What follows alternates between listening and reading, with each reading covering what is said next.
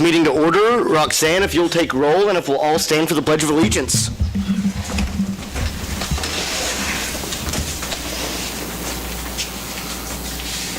Flag of the United States of America, and to the republic for which it stands, one nation, under God, indivisible.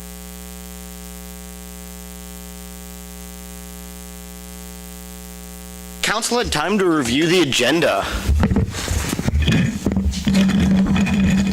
Make a motion to approve the agenda. I'd second that motion. There's a motion and a second to approve the agenda. All those in favor show a voting sign.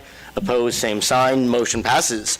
Public comments. Persons who wish to address the City Council regarding items on the agenda may do so as that agenda item is called. Persons who wish to address the City Council regarding items not on the agenda and that are under the jurisdiction of the City Council may do so at a time when called upon by the mayor. Comments on personnel matters, matters pending in the courts, or with other outside tribunals or jurisdictions are not permitted. Speakers are limited to 3 minutes. Any presentation is for information only. No action will be taken. Are there any public comments? Donna must be sick. Seeing none, we will move on. Consent agenda. Does council have questions about the consent agenda? Can I get a motion? Go ahead. Go for it. I did the first one. I'll make a motion that we approve the consent agenda. I'll second that. Motion has been made and seconded to approve the consent agenda. All those in favor show a voting sign. Opposed, same sign. Motion passes. New business, item A. Thrive. If you all would like, you can come up as well. We'll start with Sid, though. Okay. Mr. Mayor, members of council, Thrive Allen County is working to fulfill a grant to create and maintain a community orchard. Thrive is requesting the use of green space lots at the corner of Irwin and Chestnut. Thrive would also like the city to remove 3 existing trees and supply labor to make the water connection and install 3 frost-free hydrants. Thrive would pay for the materials for the water connection and the hydrants, and would then also be responsible for planting the orchard, the water bill, the mowing of the property, and overall maintenance of the orchard.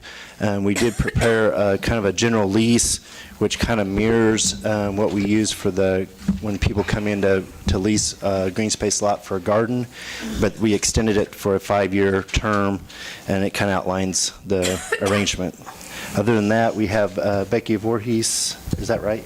Yes. Okay, and Summer Bourne with Thrive here to discuss the project if you have questions. Yeah. Did you have any questions? I have a couple for Sid, but I'll get those after you're done. Okay. We have already purchased 3 plum trees, 3 peach trees. We're going to have 6 apple trees that will already be mature. That's going to be transplanted by Joe Works. And then, so 32 strawberry bushes, and then 6 blackberry and 6 raspberry bushes. So at the time, we have them in the window of Thrive. So they're doing really good, though. So our plan is within the next few weeks, have a big to-do and get T-shirts and have a whole community deal, because it will be for the community, for anybody to come and pick the fruit. So that was actually going to be one of mine. Like, what are your plans with it? So this is just going to be pick an apple off a tree and have a healthy snack, kind of? Yeah. Okay. Yeah, because it'll be near the dog park, so we thought that'd be in, people can see it from State Street as they come into town. We can have a sign out there. So I think it'd be a very good location. And you have people that are going to kind of take care of the needs of the trees, of trimmings, and as it goes. Okay. Mm-hmm. Yes. And picking up the dropped fruit and all that, right? Yes. Yep. Okay. Yes. Because that might be a question. Yes, we have already a pretty good sign-up sheet of volunteers to help.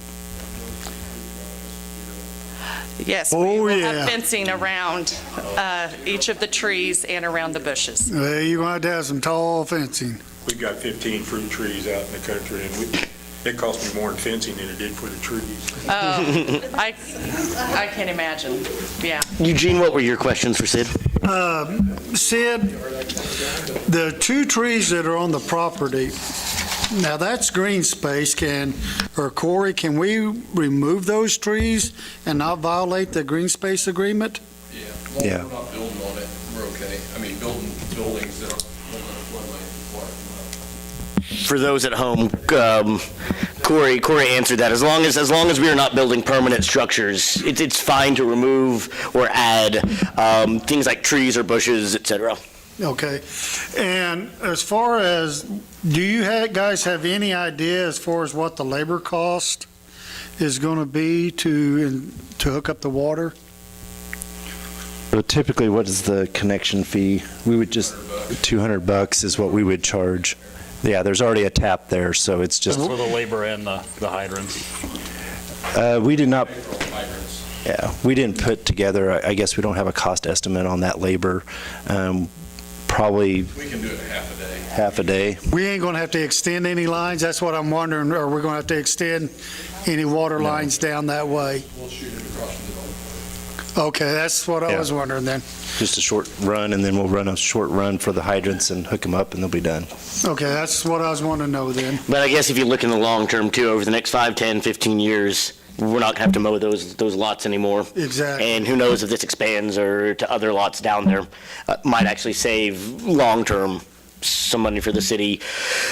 Probably after the first couple of years, from everything I've read, you don't use a whole lot of water on these. Is that correct? It's the first couple of years that you're going to buy the water. Yes. And then after that, they kind of get self-sufficient. Maybe some hot summers, you'll water a bit, but is that correct? Correct. Okay. Yes. I think it's a great use of the space. I mean, anything we can do to beautify the community and use that space, and at the same time, give people some place if they want to pick some apples to bake an apple pie, you know? And Blackberry or raspberry, Yeah. some jam. Nancy, is that, you want to go ahead and make a motion I for me? like it. I will make a Wait a motion minute. that, I like it there because you think of the people going in and out of the park. I mean, that is very accessible and visible there than some of the does locations this need a that we motion? could put them at. Or are we just giving And feedback? that's the best, my opinion, that's the best place for them. I would make a motion that we approve the Thrive Allen County request for the community orchard and have city staff proceed as necessary. I'll second that. There's a motion and a second. All those in favor, please show a voting sign. Opposed, same sign. Motion passes. Thank you very much. Item B, rec bids. Assistant City Administrator Corey Shinstock and Darren Augustine from SJCF will kind of walk us through that recommendation for the flooring at the rec building. Mayor and council, we took bids roughly, 3 weeks ago? I think we closed the bids. And we didn't receive as many bids as we thought we would. We did send it out to a number of different firms. And we got 2 bids on the flooring, and they were 2 different types. One is similar to the I can't remember, what's the name of the original floor we had in? Perflex. Terraflex, sorry, skip my mind. The Terraflex floor, they bid a removable type. It is, it's the higher bid. It's not quite conducive to what we're going to be using in the building. And the way I understand it, they're 20-foot rolls. When you go to take it out, they're taped on lines instead of painted on lines like our old floor. And we'd have 3 rolls of Terraflex floor trying to keep it out of the water, essentially. And it's the same backing, same material, so we'd still have a problem. The sport court floor is the 9-inch tiles that I showed you a while back with a rubber backing. That actually is the cheap bid, and that's the one we would prefer to go with for the gym court.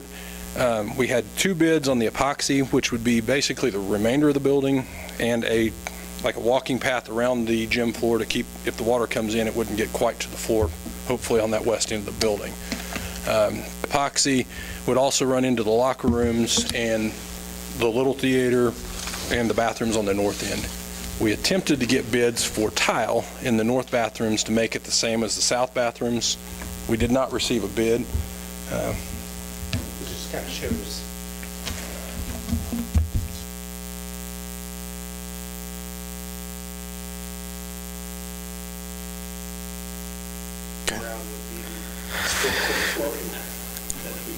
And it's epoxy all the way underneath that too? No. No, just that area there into the bathrooms, okay. There really wasn't a need to put the epoxy. Because it's hard cement, all right. That, and it's just, unless we intended on taking the floor out and using it for something else with epoxy, it doesn't make much sense. So I'm going to be a little pessimistic when this floods again. Because it's a matter of, it's generally not an if down there, it's a when, unfortunately. What happens to this flooring? Is it dryable? Can we remove it before the flood? Sport court floor? The sport court. The sport court floor, you can remove it. They're, like I said, they're 9-inch tiles and they're basically clicked together. Okay. And honestly, it's a plastic type material that's, back here behind us too, Sid. Is there Grab that black piece. Is there a pad that goes underneath it? Right. That black piece that Okay. it's got is actually the padding underneath it. And it is, there's different thicknesses of that padding. That is the thickness for basketball and volleyball. Okay. And actually, this stuff is sanctioned by NCAA, and it's actually preferred for volleyball. This is actually what, if you watch college volleyball on TV and stuff, they don't actually play on hard basketball. They play on this type of surface. So basically, then, these would probably be fine. You just replace the padding next time if we don't get the flooring up. Which is going to be the last thing that we do in that building. If Right. there's a flood coming up, is pull that floor. But you would just be padding probably after that. We would have to replace that black backing, dry the floor out, put it back down. Okay. So I think that's probably the best floor that we're going to get for this building. The epoxy, we bid that two different ways. One with just a solid color throughout the building, and then one with the flake. And you'll see on my summary that epoxy coating specialist actually bid an alternate, which is a little thinner than what our bid specs were. But for the dollar, it gets us basically the same thing, same product in the end with the flake to dress the building up a little bit. The flake looks nicer. This is similar to what they did out at the college, Right. down in front of the gym and everything. So with the flake, it does look a lot nicer. And it holds up really well at the college, and that's a high traffic. Now, you'll tell in my bids that there's also a moisture mitigation in there in case when they go to sample that concrete or test the moisture in that there's a moisture barrier they'll put down under that epoxy to seal that concrete. I've talked to Darren on a number of times about this. I kind of figured that we'd use that money. I don't know that Darren feels the same as I do, but I would be surprised if there's a lot of moisture in that slab, just from the age of it. Typically, we see that in a lot of.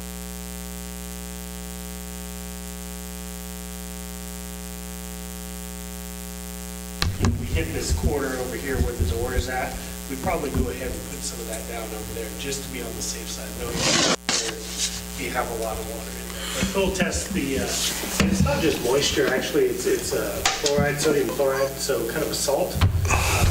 That is actually worse on epoxy than the water would be. I've seen that put down where they did not put the high moisture primer down, and you could literally peel that. What about the cracks and the joints? Is those going to be filled in flush, so this will have a smooth finish? Yes, sir. Yeah, they will go in anywhere there's a crack or a construction joint in that floor. They'll Okay. the other, I guess, the change in the building is we won't have any carpet tiles. The offices originally had, I don't know if they were 12-inch, 18-inch carpet squares, removable. The little theater had the same thing in it. As much as we have water in that building, I think the epoxy is the way to go. And I've talked to Jason a number of times about, there are different things that go on in the office and in that little theater that we go buy a couple big area rugs, we roll them up, and we set them up on the stage if we're, getting rain events. And theoretically, then, if it does get water into the little theater with the epoxy, you should theoretically be able to mop it up or hose it out, and you'd be able to open in a week or two, maybe. Probably a couple days. For a couple of days when it dries out. Right. Okay. And this does have a cove basing. That epoxy will actually come up the walls 4 inches or so. It has the integral cover, So so there's no base. there's no joints to come up under. Now, there's two courts going crosswise. Yes, sir. They're volleyball courts. The volleyball courts will be laid out, two courts, because that's the way we typically play. Even when the college has held tournaments down here, they play north to south in two courts. Rather than one regulation, we're actually going to remove these stanyards out here in the middle of the floor for the volleyball court this way. It doesn't get used. Now, will it still have a regulation basketball floor in it? Yeah, the basketball court will flow East and the lake, west? right. Okay. And we won't have any lines for the courts that they use in the rec. They'll tape those like we did in previous years. So I think both are good products. I do want you to know that we received the two bids that I'd like to approve. We did receive them a little late. Our deadline was 10 o'clock on a Monday morning. The two companies sent it UPS and FedEx. One was received at 10:50, the other one was received at 11:43 that morning. Sid and I talked, and we both, from conversations I've had with them, the intended purpose was to have them there by 10 o'clock, and they were guaranteed. FedEx and UPS just didn't get them there. So we went ahead and opened those bids, and uniquely enough, they're actually the two bids that we'd like to see approved. But so I guess any other questions or concerns, guys? I mean, we can go with the thicker epoxy, and Darren can give a little bit of an example of the difference in the epoxy. I think you've got another sample, but alternate bid price on the decorative flake that you see there for $128,000 is a little bit different epoxy. It's actually a thicker material and has a little different flake. I mean, we can go with that if that's what you like. I think the other epoxy with the flakes you see over there is probably going to do us just as much good for almost half the price. So, and So if they don't have to do the moisture mitigating, that will drop that coating down? 77,000. 70, okay. Right, and then the floor was 52,937, so just under 53,000 for the gym floor. If they don't have to do the moisture mitigating? Right, and Okay. so the motions I put down there for you guys is basically to approve the epoxy, the 77,000 voluntary epoxy alternate, with the inclusion of the 25,000 for the water mitigation. That way, if we need it, we've got it, but hopefully we won't use any of it. When would this project begin and end? Well, I'm hoping to start as soon as I can get a contractor in here. The epoxy will go down first. We'll bring them in, and then as soon as the epoxy has the dry time and whatever the time is, we'll bring the gym floor people in. But there's actually some lead time on that gym floor, because they paint that or bake the paint into that. So it'll take a little lead time for the order on the gym floor anyhow. The overall end date that we put in the spec was June 2nd that we listed down. So it's a fairly aggressive schedule, but both companies seem okay with that. Okay.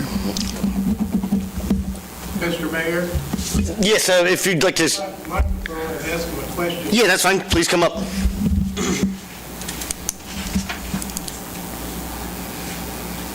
Looking into the future, is there any way to make that whole basin out there waterproof, like work on the east side there, that railroad right away? I know that was thought about back in 2007. Right. I mean, if we could look into the future and somehow or another make the other side of this thing so the water don't get in there in the first place, you know? And Paul, we've actually looked at that in the past and done some studies with, can't remember the engineering firm.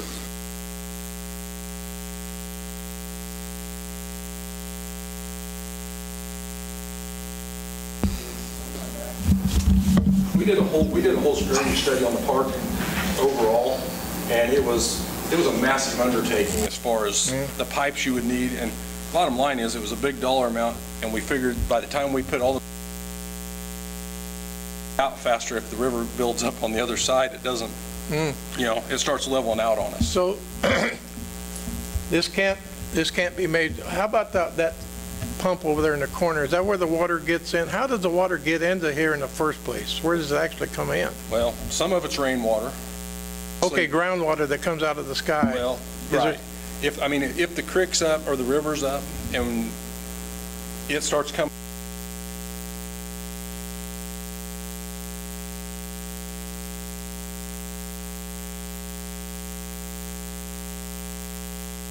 Water can't get in there from the no, there's a outside. flapper on the backside of it. So the water didn't actually come in through any of those pumps or anything? No, it mostly is rainwater that. Because I've heard people say that, you know? There's also hydraulic pressure with Right. gravel, and Come up through the ground also. Groundwater was what it Right. is. River table's right underneath. Okay, this here, I know you got about $300,000 from the insurance company. Correct. Now, if this doesn't cost $300,000, what are you going to do with the excess money? Well, the intent is we put it in a capital project fund for projects in the rec department. That's ultimately up to the council to decide. Back, and we do have a lot of hours, man hours, because we physically took all the flooring out, the gym floor, the bathroom partitions, and we'll actually put all those bathroom partitions in after the contracts. Okay, I'm sure it'll be used for a good purpose. I didn't wonder. We hope, we hope. Okay, thank you very much. Council, is council anyone wishing more questions or anyone willing to make a motion? I make the motion one, accept the bid from Sports Court, Kansas City in the amount of $52,937 for gymnasium flooring, and authorize staff to execute the necessary documents. Second it. There's a motion and a second to authorize a bid from Sports Court, Kansas City. All those in favor, please show a voting sign. Opposed, same sign. Motion passes. And I would also make the motion to accept the bid from Epoxy Coating Specialists in the amount up to $102,335 for the epoxy flooring in the building, and authorize staff to execute the necessary documents. Second that. There is a motion and a second. All those in favor, please show a voting sign. Opposed? Motion passes. Thank you all. Thank you. Tractor and boom mower. Sid? Mr. Mayor, members of council, for several years, the Street and Alley Department, they've been planning for the replacement of this tractor and boom mower. The current unit is a 2002 John Deere 6410 tractor with a Tiger side boom mower. Has over 5,500 hours on it.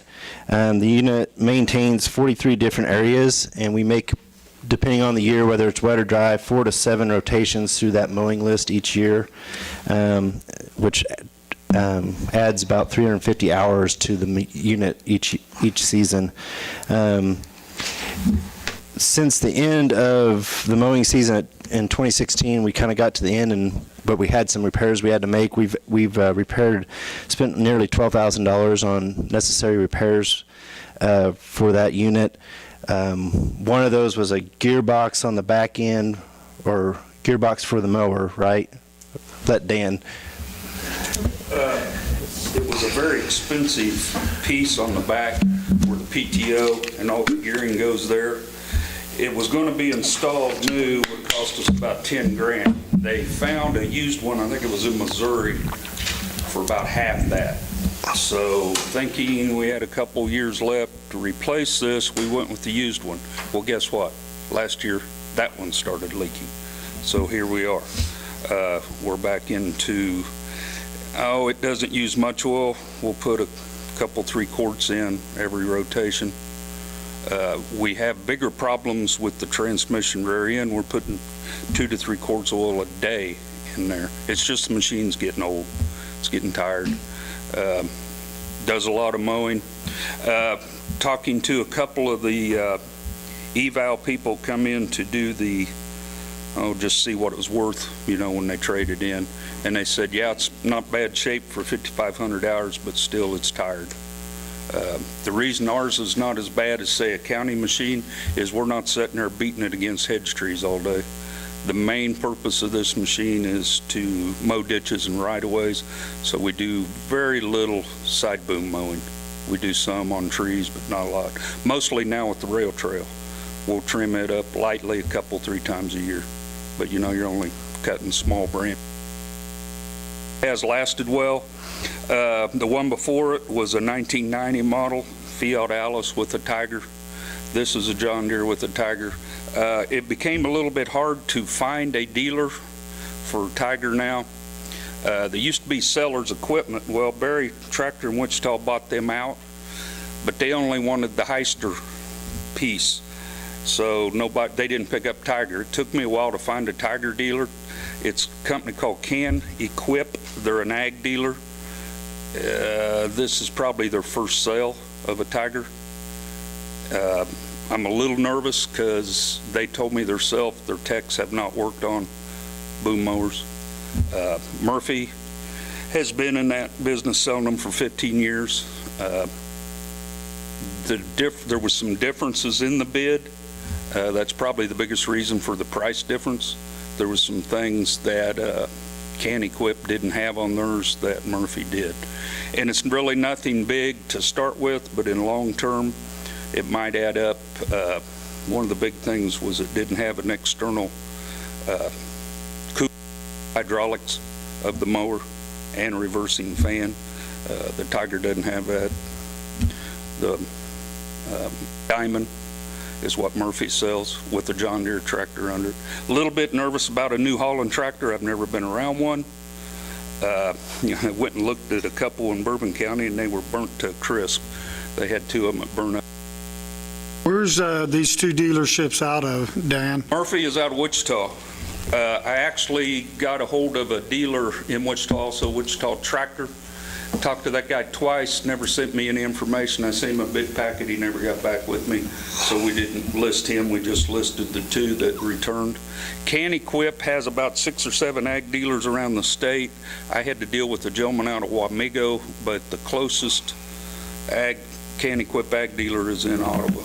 Now, Murphy is going to build a shop in Humboldt. They'd hoped to have it pretty well done by now, but what weather slowed them up.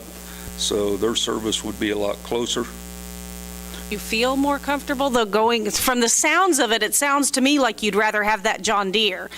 You have enough in your budget to go with that. Except for the fact that neither one of them, I put in the specs, I wanted a rear mower. We got to have a rear mower for this too, with most of the flat areas, like at the compost facility, Oregon Road, places like that. Neither one of them did. Murphy's reason was they're a heavy iron dealer. They didn't sell that type of rear rotary mower. Can Equip said they just flat missed it on the bid spec because they are an ag dealer. They would have had one of those. We're looking about $12,000. Each one of our dealers in town has one, so we can get a price quote from them and buy one in town. If we do that, we'll be awful close. We might go over budget then. But as far as the machinery goes, what is the better piece of machinery that is going to... Right now, I would feel in the long run of the machine, till we get rid of it, I'd probably feel better with the things that the Tiger has, the Murphy has on the Diamond, because there's just 2 or 3 things. Sounds to me like that's which one you're leaning toward, and if they're going to have service right there in Humboldt, and they know how to service them, whereas you've talked to a dealership that really has no clue, and this is the first one they've sold, then, then all of that's so up in the air and iffy. What are you going to be chasing around trying to... It makes you nervous on my side. I mean, yeah, you're talking about almost $11,000 difference. Up front, that sounds like a lot, but when you're talking about having this 15 to 20 years, that maintenance and those things that are different. It's called, one of the other big things is where the mower blades on the head go, they've got what they call a tri-hex head, and the bolts set in part of the steel that helps hold the blades, and that's on the Murphy machine. That's just a lot better setup. Yeah, that's a few $1,000s extra. We've got by with the one we've got now, but we have lost a blade before. It went through a back porch years ago. So, Danny, luckily nobody was in it. Hold on, Danny's been trying to chime in here. Hey, I like the idea of the Deere myself, but hey, somebody like our Deere dealer here, do they not carry part of this or the They have Diamond? the tractor. Okay. They do not sell the Tiger attachment. Okay. John Deere's kind of funny with the way their corporate is. They've got what we call yellow iron and then green iron. And a few years ago, they allowed the ag dealers to sell Mini-X and skid steers, which you see sitting out at O'Malley's, but they can't service them. You have to go to Wichita with the heavy iron guys to get them serviced. And that's kind of the way with this will be. They could work on our John Deere tractor, they can't work on our boom mower. But they weren't, did they sell the county some like 3 or 4 years ago with I the don't know. I couldn't tell. side deal? Okay. I was just kind of questioning, when I seen that Deere tractor and then I seen up here the 6410, I was like, oh man, how come I don't see, one of our dealers listed down here? Now, I will tell you, this new tractor is a front wheel assist. It is a bigger horsepower, but they've come to find out through time, ours tractor's about 100 horse. They're recommending now 120. Actually, the New Holland's 130 because that's the closest they got. They are front wheel assist. I think that will be good on some of our side slopes. Not that we actually need more traction, it's more to keep them from sliding down, especially Coon Creek. There's some pretty steep spots that we do there, so that will be nice to have that. It'll be a joystick control, which for our operator will be a lot handier than what it was. But that's just improvements with technology through the years. And then we can get a finished mower somewhere here, the rear mower? Yeah, we can Okay. get, I didn't see one out north, but they did earlier. I know John Deere's got one and Store's got one. I just haven't went and talked to them. I've got a ballpark on the price, but we haven't got quotes yet. Another thing we got to look at as far as service and maintenance, Cam quits Ottawa 45 minutes away. Within 6 months, Humboldt's going to be 15 minutes away. If you're broke down, It adds up over the years, just with like having Foley and Chanute or Merle Kelly.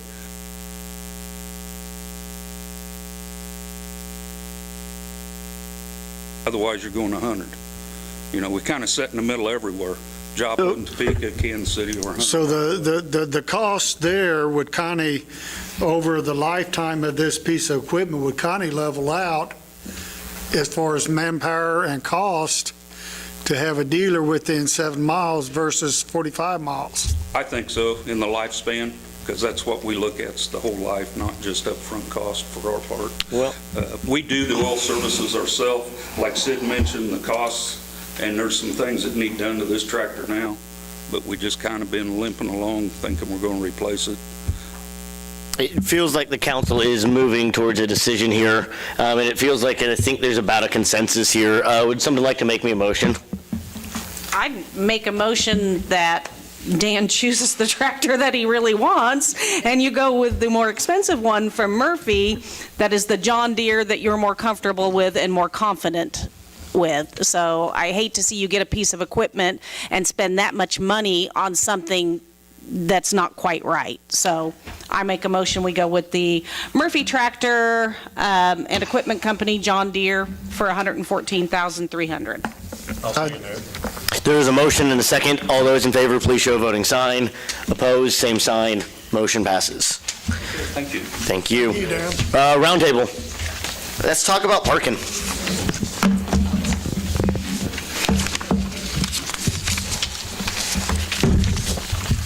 Mr. Mayor, members of council, concern over downtown parking has been expressed recently here at one of our meetings, and so we've dedicated some time tonight to talk about that. We prepared 2 maps that were included in the packet. The one map kind of showed the overview of the current parking in the downtown area, where the outside parking spots had little green in it, and that basically designated that those were 2-hour parking slots. And then the parking along the inside of the square doesn't have that time restriction, but they're all around the square. Parking is prohibited between 2 a.m. and 6 a.m. And then the second map is just a kind of give you an idea of the public parking spots, and then there's some other business parking that is in that area that is often open, that granted we can't use that as a public spot, but people can make arrangements if they needed to. So the existing regulations, from my understanding, from the conversations that we've had with staff, we had a 2-hour parking limit that came out of a lot of business owners wanted to make sure spaces in front of their business were kind of kept clear during the day. And that's why the kind of on the inside of the square didn't have that restriction, so that it allowed people to park a little bit longer. It also was a regulation that was somewhat easy to enforce. It didn't have a lot of complicated moving parts, and then it allowed snow removal and street sweeping on a regular basis. The ban on the overnight parking. Basically, I think staff has looked at different options over the years, but can never really figure out what option would satisfy everyone 100% of the time. And so we really haven't moved on that. And, I think changes can be made, but we might have to sacrifice the current expectations a little bit if we want to make those changes. So other than that, I'll leave that up to council. Now, explain that 2-hour parking in front of businesses to me again. That's to keep, so on the outside of the square, that's to make sure that those parking spots are moving. And that way you can't park there at 8 a.m. the night before, or 8 p.m. the night before on a Friday, and then you're parked there through Sunday, and you've taken up all the spots in front of a restaurant, El Charro, whatever, for the entire weekend with residential. So can a business owner, if I park in front of a business and I'm not going to their business, can that business owner come out No. and tell me to move? We do not have And I know there's a business on the square designated that parking spots. tries to do that.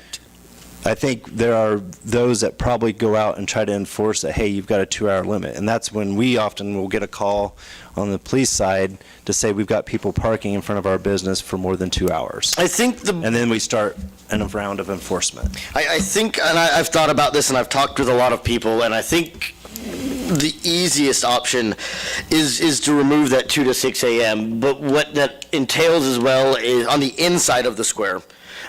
You would leave all the rest of the spots the same. What that does mean is that we have to change our expectations on both street sweeping and sometimes snow removal.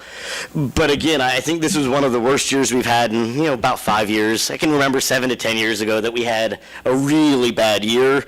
But I think that on our average year, the snow removal is probably lesser of a concern than the street sweeping.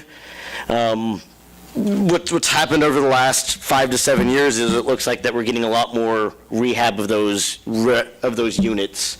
And it does mean that we kind of have to start rethinking what we're doing. And the easiest way that I saw without overthinking this is just take down that 2 to 6 a.m. sign inside the square.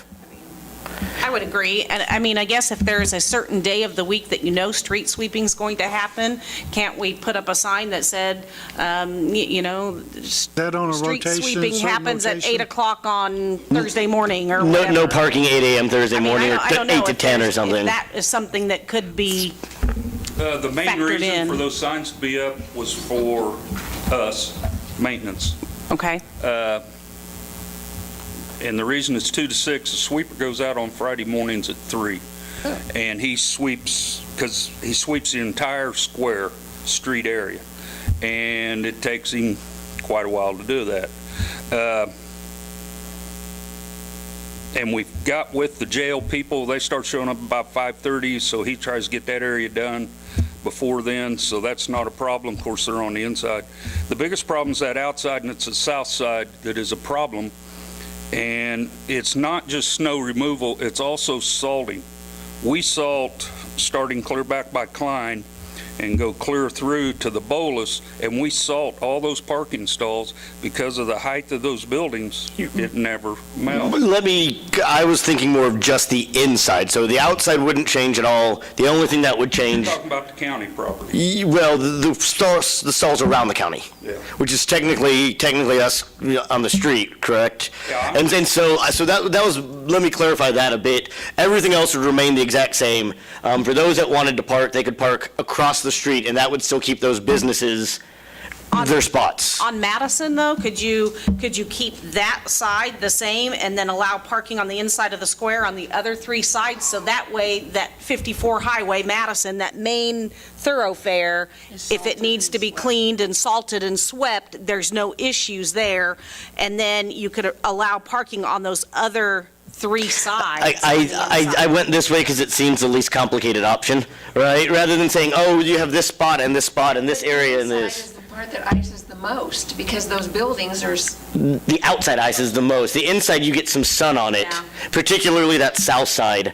You get some sun on it because it gets to it. If you look on those north sides, I guess I was just saying that for street and alley, for their benefit, if that becomes an issue with Madison Avenue having people on, I don't know. I don't even know how many people they're going to use it. downtown or parks downtown. And I guess that was kind of what I was thinking. Remember, if this becomes a problem, there's nothing that says we can't just change it back. Yeah. I mean, we don't like to do that.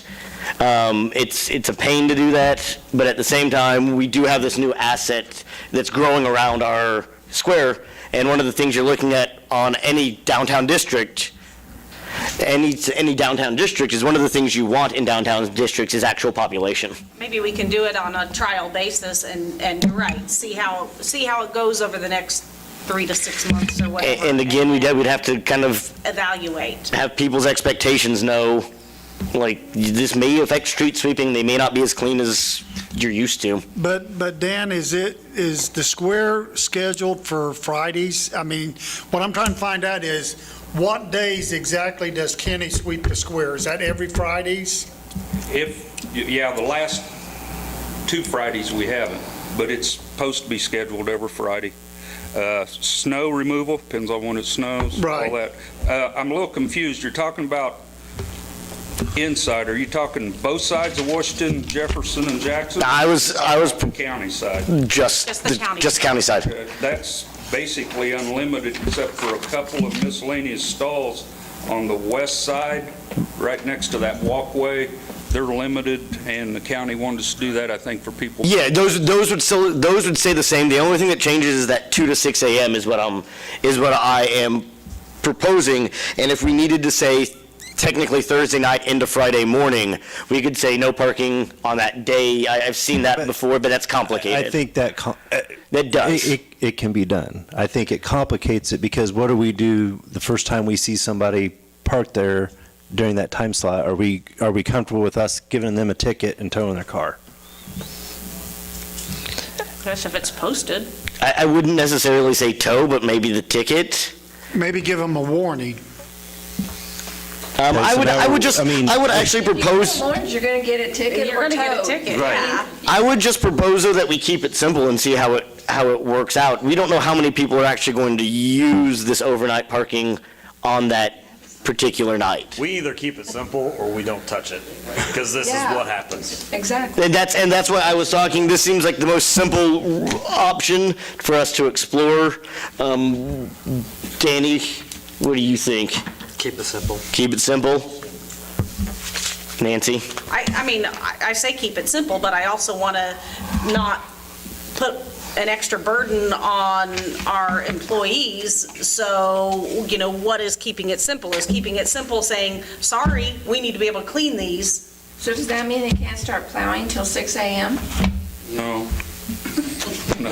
I wish you could talk to Mother Nature about that. That's what you're saying, Well, We can plow any time, day or night, depends on the storm, of but course. not if there's cars all parked there. Well, but we know that the idea is that we know that between 2 and 6, there should be no cars there, so that if we've gone around cars, we know that we can go back to that area. Should be out of the way. Right. And, you can't just say Friday only, because come wintertime, unfortunately. Right. I understand that on the snowplow. I guess we understand in some of those expectations that those stalls may not be taken care of in the same manner. But at the same time, if we look even at this year's bad, and we were relatively bad, it's a couple of days, but the business owners and everyone has to know that with this change, we get these other, negative changes, I would say, right? We only hooked and plowed twice this year, Okay. which is 2 times more than we had the last 3 years altogether. That's what I thought. We also put down 72 loads of salt. That's what I thought. Which is more than we put down the last 3-4 years altogether. That's what I thought too. So it We was, had a lot of small ice storms. So you never know right. what's going to happen. And the reason this plan is the way it is, and it's changed through time, but this is the one that's usually worked pretty good. So what we can do, whatever you guys want. This is just the one that seemed to work for quite a while. Well, I want to make it as easy as possible, keep it simple. I don't want to touch it. I'll leave it as is. Okay, so I guess let me direct this, and who's wanting this to change? Straw poll here. I mean, I guess what I'd like to know is how many rental properties do we actually have on the square, and where are these people parking now? I'd like a little more information Unless we're going to come with a about their couple different availability. options, instead of just sitting here discussing it, I'm not comfortable with changing anything. I mean, I just would like a few more facts as far as, I know we've got some bed and breakfasts or some Airbnbs or some rental properties. Where are those people currently parking? Is there adequate parking close for them now? Or do we need to do this in order to help the growth? I think with some of them, it's on, the real problem is on that south side, that there isn't necessarily parking inherently close. It's not terrible. On the east, west sides, north side, there's some parking there that's generally fairly accessible, but on that south side, some of the renters would like to see their cars or be visible. So I guess I would just like to see some numbers. Visible. I mean, I'd like to But see again, we've got $1 million, we've got $100,000 businesses going in, spending the money there, paying taxes on it. Yeah. I mean, would we, if we had somebody coming in and saying, I'm gonna build $500,000 to $1 million in it, would we make some concessions? well, that's not the case though, so. I mean, they've already done it, is the But thing. I guess that's what I would like, to see some numbers on how many rentals there are and how many, what kind of spaces. I don't know. I think we need to have some parking on the square, yes. I do think we need to have some overnight parking for those. How much? I don't know.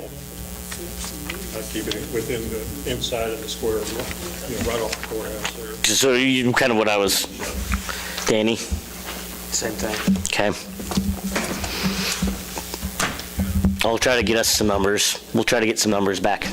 Well, there's a combination. There are some of those buildings have long-term, they're renting the whole property. They're not even what I would call short-term or the Right. long-term stay. Right. That's where they live. Right.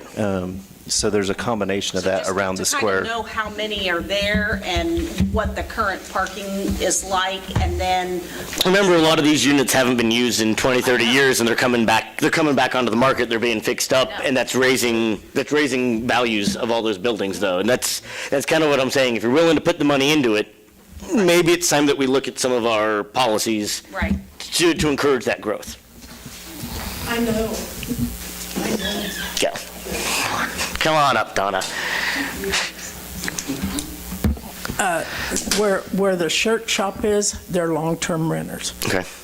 On the block of East Madison, that very first El Nail or whatever you call it, there are 3 places that are rented. On the other place where it's used to be Classy Attic, now it's a bike store and that flea market. I'm gonna call Consignment them. shop. What? The consignment shop, Deja New, yeah. There are 4. And the only reason I know this is I named them, okay? And then at Sophisticated Rose, that's all long-term as a rule. Now, every now and then she gets short, but they're not nice like these others are unbelievably beautiful, and they charge high dollars. Then the loft, Garling House Loft, that's on East Street and Jefferson. There are 3. That's your answer. Thank you, Donna. They are making some, Board's going to make some above Jones Jewelry, and There's 1 or 2 above the, above Shields' building. So it may be time to open up that. And then I believe Above above, Dwayne's, there's some up there, isn't there? above Endless No, Summer. I think above Quick Shop, or Quick Com's old building. no, that's his. Yeah, but long-term. He lives there. I mean, they live above, there's people living there. So,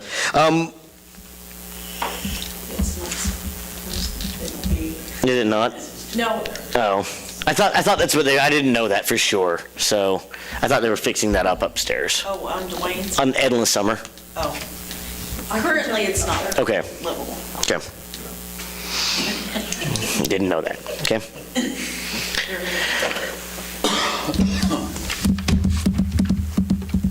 What do you need?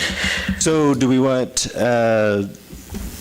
before coming back with a change, an ordinance to change it, do we want numbers of, actually numbers of how many people are in the long term, how many are like continually rented? How many are like the Airbnb Where are style? they currently parking? So we know, I mean, if there's already currently enough parking to accommodate everybody, is this just something that doesn't need? From my understanding, it's really just on that south side is a lot of it that you don't have things nearby that are public. I think it's convenience is what Some of it what's do. driving that. I Right. mean, and so that's where, I mean, at what level is adequate parking close? Right. So, okay. Okay, we good to move forward? Okay. Council and administrator reports. Let's start with Chase. I'll address the parking again. If the businesses, the landlords, this is my, Oh, okay. I don't want to go backwards. If they have any concerns, suggestions, reach out to members of council. Let us know what you want, even the street crews, if they have any suggestions, because I don't want to go into this blind and sit here with a 30-minute discussion that goes nowhere. Give us It'd be some nice to have ideas, a some conversation in the admin office too. Let me know, because that's my area that I represent. Right. That's all I have. You all send it Me to the. too, Gene. You all send it to the admin office too, if you're coming up with plans, so that way they know at I'll least. send it to Kim, and she can send it to Sid. Okay. Gene, what do you got? The only thing I got is, I'd like to say, happy belated Easter to everybody. And driving around town last few days, town's looking good. Street and alley guys are getting things spruced up, looking good. Getting ready for chip and seal. That's all. Town's looking good. I like that. I've been driving around. It looks good, so I'm enjoying it. Just a friendly reminder, mow the grass inside your lawn, not into the street. It clogs things up. It clogs up all the drains, all the stormwater. Just plan accordingly. Take that extra swipe or two inside. Ready? Two people have complained to me about the tree trimming. Their alleys are full of not twigs, limbs. And I experienced that myself. And if they have a wood chipper, I don't know why they can't throw all that stuff inside that on their truck. They were big, fat limbs laying in the alley. Well, thank you for letting us know. We'll visit with our contractors. I have nothing. Sid? Steaks to cook. Couple of things. The Kathy Lynch, who's working for the Veterans Worldwide company, who's doing the next phase of the EPA cleanup, contacted us, and they're looking to get kicked off here for probably May, depending on weather. I think they're a little bit behind, but I think they got behind because of the government shutdown. It took a while to get everything going again. So, and that's going. Also, after reviewing some of my notes, I realized that we had talked about having a meeting with the public about council size and term lengths and all that. That hadn't happened yet, and I wanted to see if that's something council still wants to do and get that slated. Seems like this comes up every 2 to 3 years, and it seems like every 2 to 3 years we ultimately come to the same conclusion. But I will leave it to the council. I feel like, we have this conversation every 2 years about, is that Nancy? Yeah, and I think we've hashed it out and hashed it out and hashed it out, and every time you're right, it does become the same answer, because when this was decided on, it was a community group and people from the community that met for months, that worked on expanding the council size, and ultimately this is what passed. So, Dean, you've had a couple of these, haven't you? Yeah, I have. Like I stated before, there's pros and cons to staying where we're at or downsizing either way. The upside to it is, you got 8 different opinions. We may not all agree with one another, but there's 8 opinions out there, and ultimately we come to a suitable. Well, I guess the question is it going to be a productive conversation, or are we going to have this conversation and wind up with the 2 to 3 to 4 options that we do, and then? I don't think it'd be productive. Okay. Then I won't worry about Is that that? then. Okay. I think we can spend our time on something more vital and important to the community. I'd like to see it change too, but I think we'll just be chasing our tails. So yeah, tax it. Okay. Anything else, Sid? That's it. Got a motion for me? I would like to make a motion that we adjourn for the night. I'll second it. All those in favor? Opposed? Motion passes.